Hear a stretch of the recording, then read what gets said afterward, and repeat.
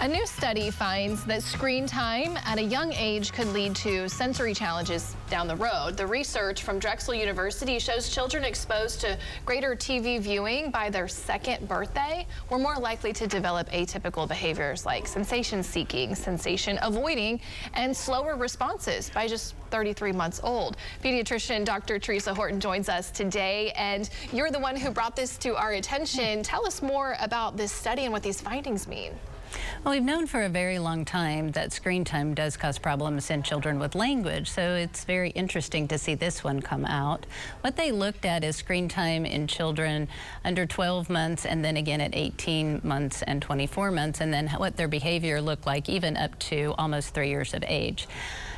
Any screen time at all under 12 months of age increased sensory problems by over 100%. Oh. And then after a year of age, between 18 to 24 months, if it was introduced then, increased more by about 25%. What we're seeing with problems like that is, like you said, extrasensory seeking and avoiding, but in atypical manners. So children may want to seek out a spinning or looking for colors or playing with their food instead of eating it if they're sensory seeking. If they're avoiding, they may be hypersensitive. Any sort of loud noise may send them crying from the room. They may not want to make eye contact. They may not want to eat. They may get very upset with any sort of different new texture or touch.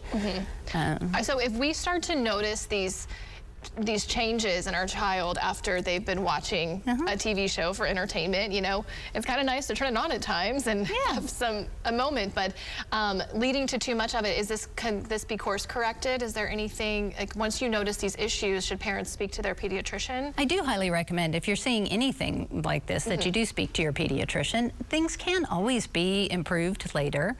Screen time should be weaned down if you're noticing too much. If the child is little, if your baby's a year or 18 months, you can just stop the screens.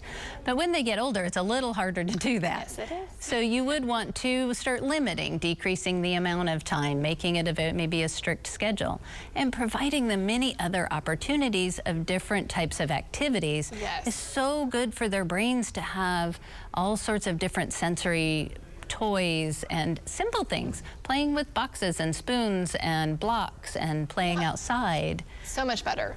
So much than TV time. Thank you so much for joining us today. And just real quick, is there any safe amount of TV time for kiddos? Under the age of 1, no. It's 0. Between 1 to 18 months, it's still recommended to be none.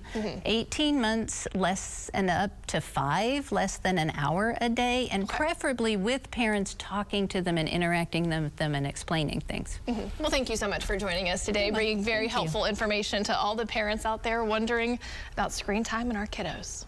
Thank you, Stacia. Tatum?